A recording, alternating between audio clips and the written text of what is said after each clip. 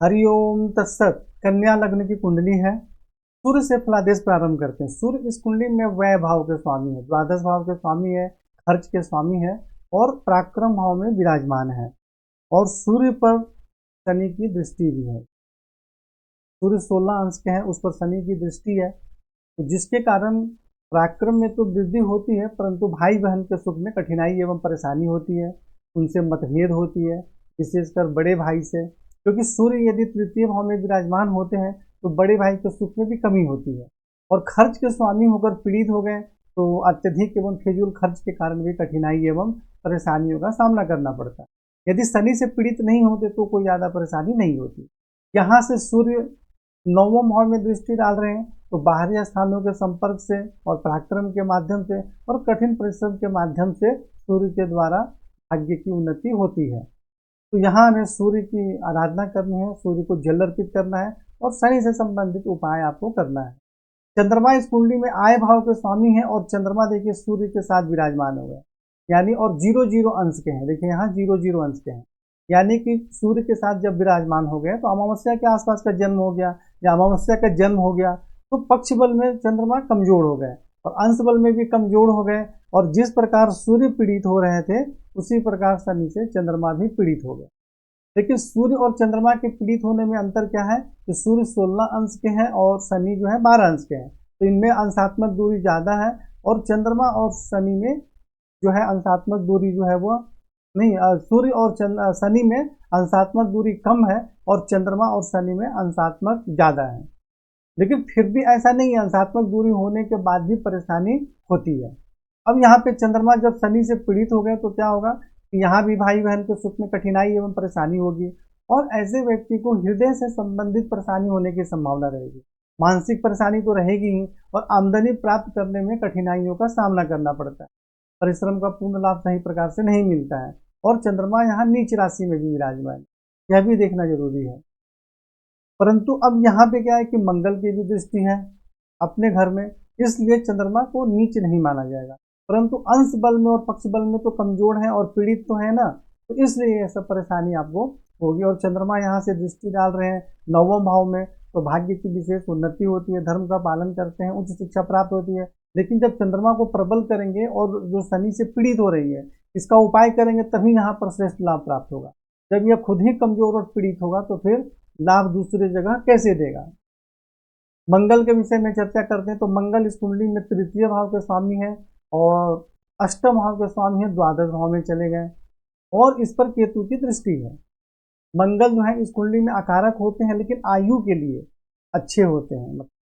और यहाँ पे व्यय भाव जो होता है खर्च का होता है, तो एक तरह से इसको तो विपरीत राजयोग भी बोलते हैं धन के लिए, परंतु यह जो है स्वास्थ्य एवं आयु के लिए ठीक नहीं है, क्योंकि आयु का स्वामी कहाँ चला गया, व्यय के भाव में चला गया। और मंगल जो है उस पर केतु की दृष्टि भी हो गई और यहाँ शनि की भी दृष्टि, तो जिसके कारण अत्यधिक एवं फिजूल खर्च के कारण कठिनाई एवं परेशानी भी होगी। भाई बहन से भी आपका मतभेद होगा, सुख में कमी होगी और स्वास्थ्य एवं आयु के संबंध में भी कठिनाई एवं परेशानी होगी।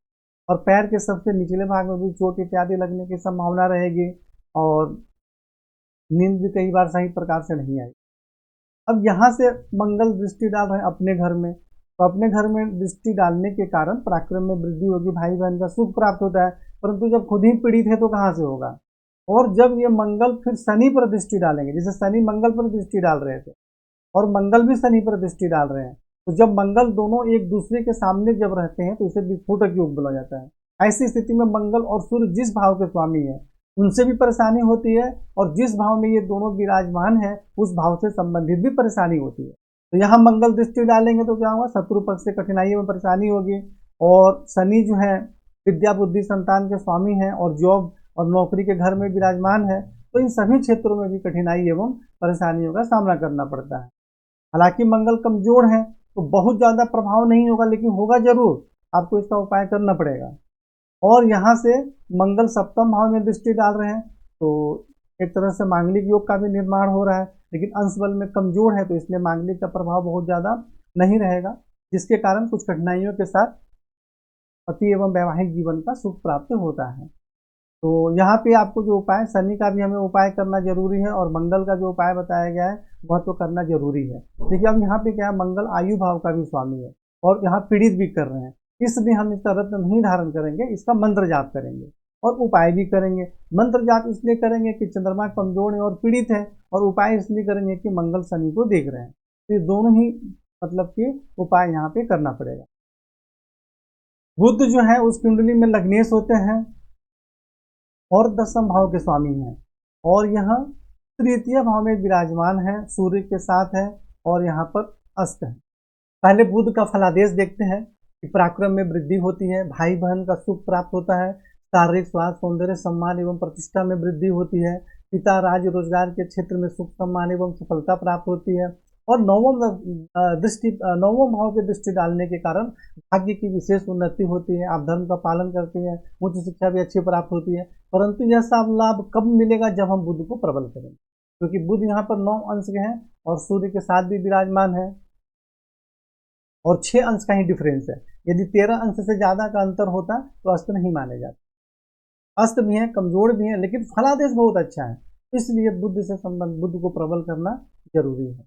गुरु जो है इस कुंडली में चतुर्थ भाव के स्वामी है और सप्तम भाव के स्वामी है, और यहाँ तृतीय भाव में विराजमान है और 5 अंश के हैं, यह भी अस्त है। तो तृतीय भाव में विराजमान होने के कारण पराक्रम में वृद्धि होती है, भाई बहन का सुख प्राप्त होता है, और माता भूमि भवन के स्वामी तो हैं लेकिन स्वयं से द्वादश भाव में चले गए, तो जिसके कारण कठिनाइयों के साथ माता भूमि भवन का सुख प्राप्त होता है।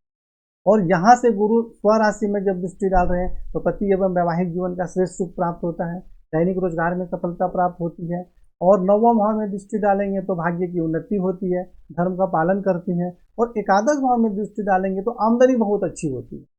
लेकिन यहाँ पे जो गुरु है वो 5 अंश के हैं और अस्त भी हैं, तो गुरु को प्रबल करना चाहिए जिससे कि श्रेष्ठ लाभ प्राप्त हो सके।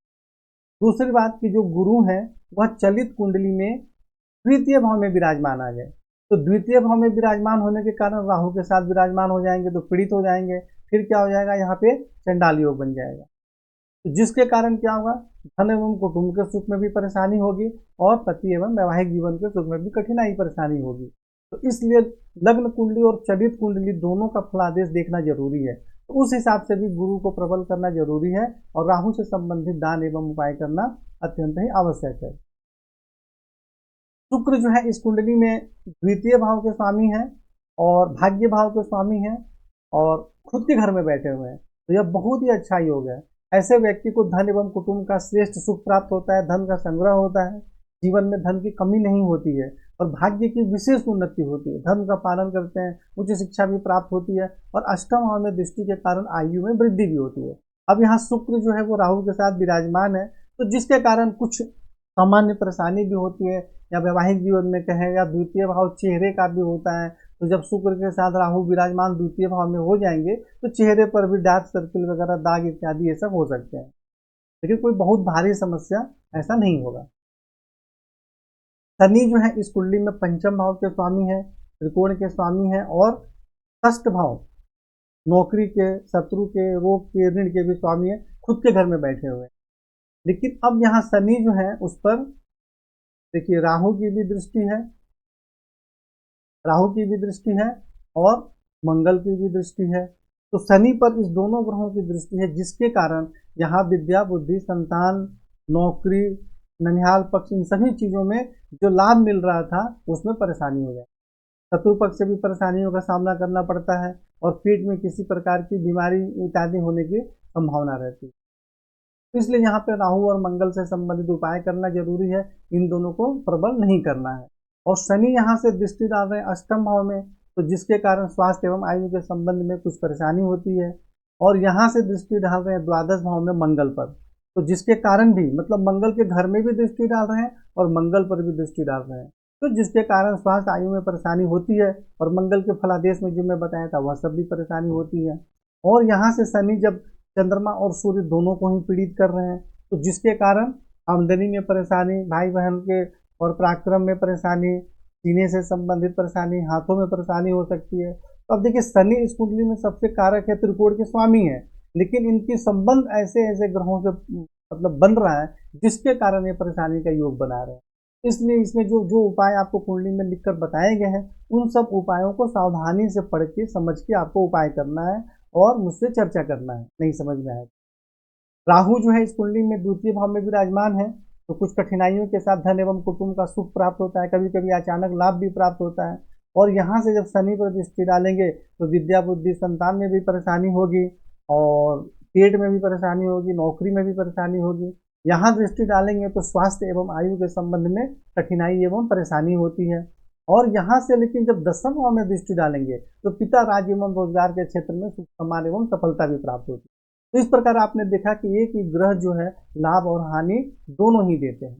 तो यहाँ राहु से संबंधित दान एवं उपाय करना है, इसको बिल्कुल भी प्रबल नहीं करना है। केतु यहाँ देखिए अष्टम भाव में विराजमान है, जिसके कारण स्वास्थ्य एवं आयु के संबंध में परेशानी होती है। पेट के सबसे निचले भाग में भी किसी प्रकार की बीमारी होने की संभावना रहती है।